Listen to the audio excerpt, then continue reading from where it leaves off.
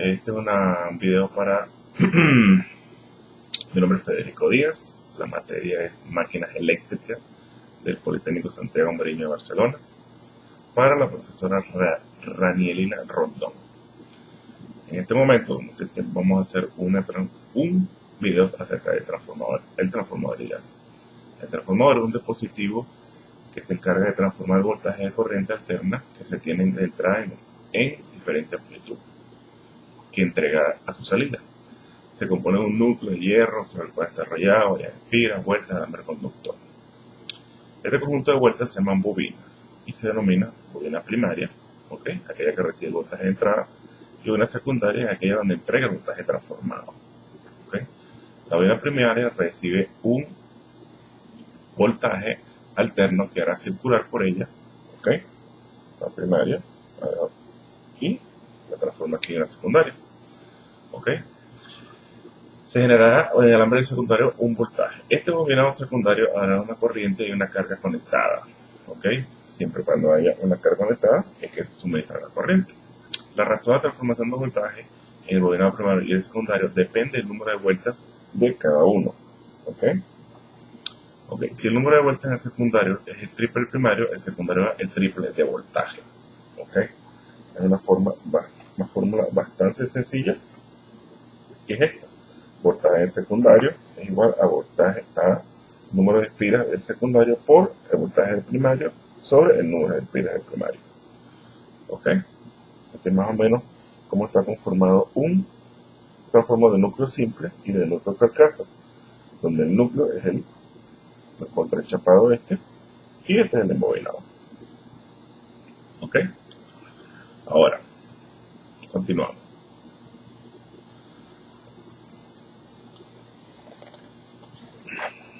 Esto sería más o menos lo que sería un transformador con núcleo ideal. El transformador mostrado tiene NP, número de vueltas en el alambre del primario, y NS, número de vueltas en el secundario. La relación de voltaje en el primario aplicado al lado primario del transformador y el voltaje producido al lado del secundario es como indica en esta fórmula, donde A está definida como la relación de vueltas en el transformador. Ahora, si el voltaje en el primario es positivo, la específica de la bobina, ¿cuál será la polaridad del voltaje en el secundario? En los transformadores reales sería una posibilidad identificar la polaridad al lado del secundario únicamente abriendo el transformador y examinando sus devanados. Para obviar esta necesidad, los transformadores utilizan la convención de puntos, que sería esto, por aquí. Los puntos que aparecen en el extremo de cada devanado, como se observa en la figura previa, indican la polaridad del voltaje y la corriente del lado secundario del transformador.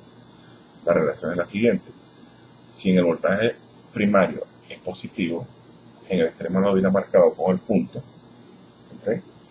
respecto al extremo que no tiene marca, el voltaje en el secundario será positivo también, marcado con un punto. Las polaridades de voltaje son las mismas con respecto a los puntos de cada lado del núcleo.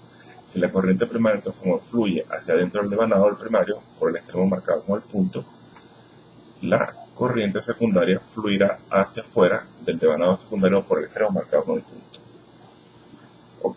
Para tener una idea más o menos, un transformador real, hay que tenerse en cuenta que el flujo en el transformador no es común a lo largo del circuito magnético, debido a la existencia de flujo disperso, tanto en el primario como en el secundario. La resistencia óhmica de los devanados no es despreciable, por lo que habrá que tenerse en cuenta. El núcleo del transformador está formado por un apilado de chapas magnéticas que motivarán unas pérdidas en el hierro. Y el flujo disperso en el transformador ideal se suponía la existencia de un flujo a lo largo del circuito magnético. Sin embargo, existe un flujo disperso en el primario y otro en el secundario debido a las corrientes primarias y secundarias respectivamente. Ahora, hablemos del transformador ideal. El transformador ideal es un artefacto sin pérdidas, algo simplemente experimental. Una bobina de entrada y una bobina de salida. Al no tener resistencia, los bobinados no existe un flujo disperso y no existe el núcleo. Las pérdidas son nulas y por ello el rendimiento es del 100%. Para analizar un transformador podemos iniciar su estudio suponiendo que el mismo es ideal, por lo que debe presentar las siguientes características. En las bobinas del primario y la secundaria se considera la resistencia despreciable, o sea, no se toma en cuenta. Todo el flujo magnético que se establece en el núcleo es un común a ambos devanados. Al suponer nulo el flujo disperso, el núcleo, ¿ok? El núcleo no tiene reluctancia, que es la reluctancia, que es la resistencia que este posee al paso de un flujo magnético. El núcleo no tiene pérdidas por corrientes parásitas ni por histéresis, ¿ok? Para tener una idea más o menos cómo sería, esta es una idea más o menos como un transformador de corriente y un transformador de voltaje, ¿ok? Porque las configuraciones son distintas, ¿ok? Ahora, un transformador ideal es el que no tiene pérdidas de potencia. Al transmitir la energía de un devanado, ¿ok?, al otro, si un transformador de 1,2 tiene una entrada de 12 voltios, supongamos que aquí tenemos 12 voltios, una corriente de 3 amperios, la potencia sería de 36 watts. En el secundario, la serie sin ninguna pérdida alguna, se tendrían 24 voltios, 1.5 con los mismos 36 watts.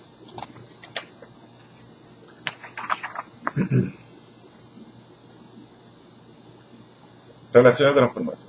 La relación de transformación nominal es la que existe entre las tensiones nominales de los distintos arrollamientos para la toma principal.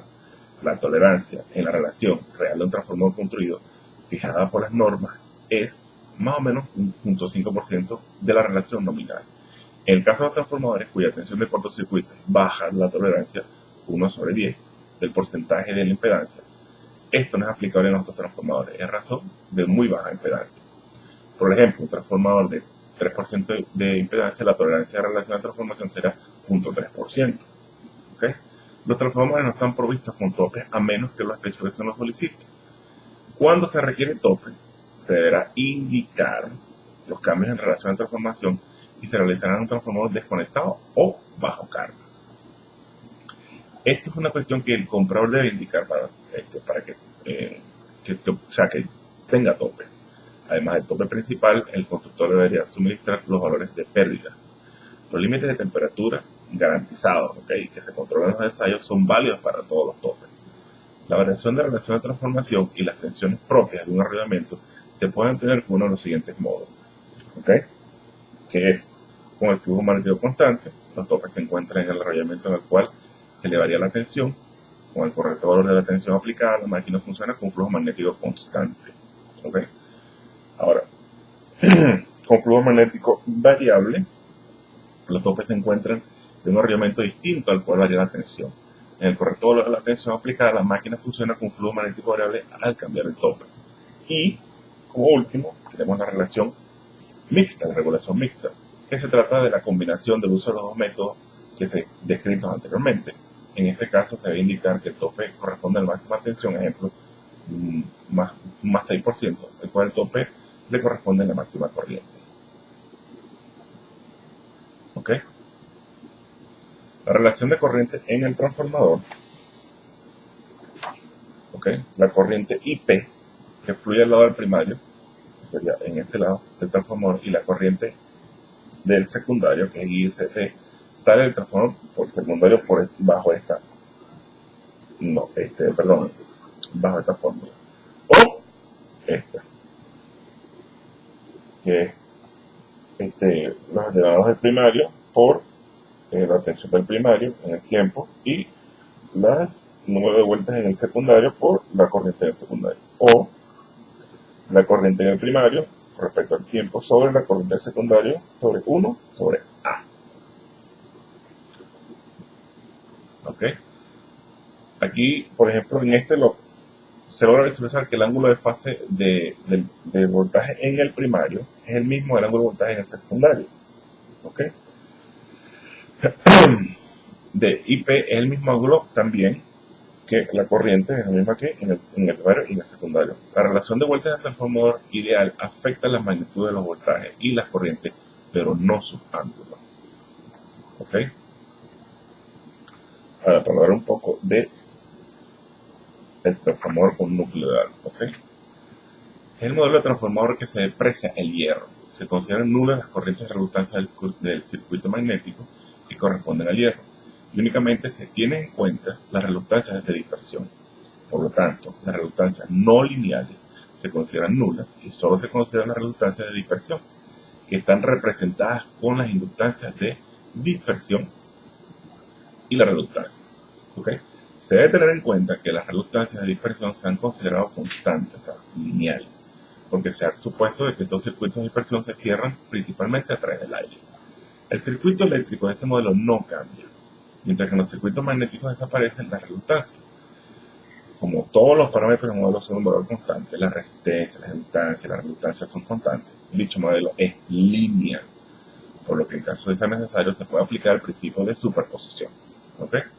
Esta propiedad es muy interesante para poder estudiar dicho modelo en régimen permanente, especialmente si las tensiones de alimentación tienen un contenido armónico.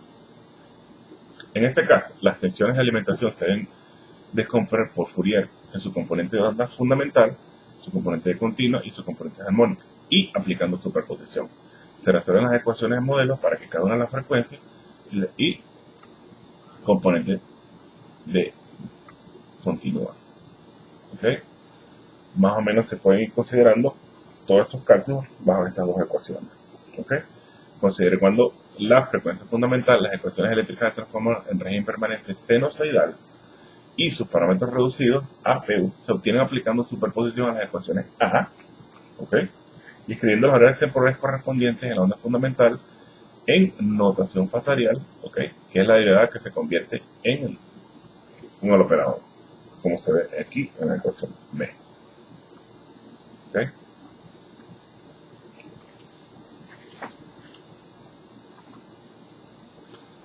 Aquí podemos ver una conexión de, más o menos, ¿okay? Es un circuito eléctrico reduciendo APU del transformador trifásico en régimen permanente sinusoidal a frecuencia fundamental con los devanados sin conectar. ¿Okay? Podemos ver que tenemos una conexión trifásica, ¿okay? Carga y la conexión aquí. Conexión a tierra. ¿Ok?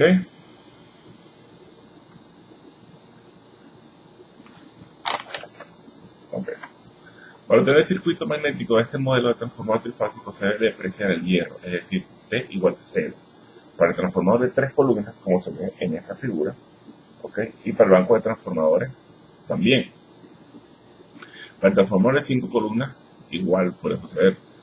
También deben cambiarse las variables de dominio del tiempo correspondientes a la notación fasorial. En el circuito magnético de 3 columnas se tiene que la única reluctancia del circuito de cierre a través del aire, que posee un valor constante. Como se está despreciando el hierro, ¿ok? Las ecuaciones se definen el comportamiento magnético del transformador en 3 columnas. ¿Ok? Hablemos ahora de los circuitos equivalentes. Si un circuito contiene un transformador ideal, la forma más fácil de analizar su voltaje y corriente es reemplazar la porción del circuito ubicada a un lado del transformador por su equivalente con las mismas características en terminales. ¿Ok? Una vez sustituido el circuito por su equivalente en uno de los lados, o sea, el nuevo circuito, obviamente sin el transformador presente, puede ser un resultado para su voltaje y corriente. En la porción del circuito que no se reemplazó, que se mantuvo original, los resultados obtenidos serán los valores correctos de voltaje y corriente del circuito original. Luego, la relación de vueltas puede utilizarse para determinar los voltajes y corrientes del otro lado del transformador. El proceso de reemplazar un lado del transformador por su equivalente en el otro lado se considera como referido. ¿Okay? El primero de los lados del transformador al segundo de ellos. ¿Okay? ¿Cómo está conformado el circuito equivalente? Su forma es exactamente la misma del circuito original. Los valores de voltaje del lado que está reemplazado están dados por la ecuación, ¿okay? Normal. Valores en el primario sobre el secundario es igual a A. ¿Okay? Y los valores de impedancia vienen dados por esta ecuación.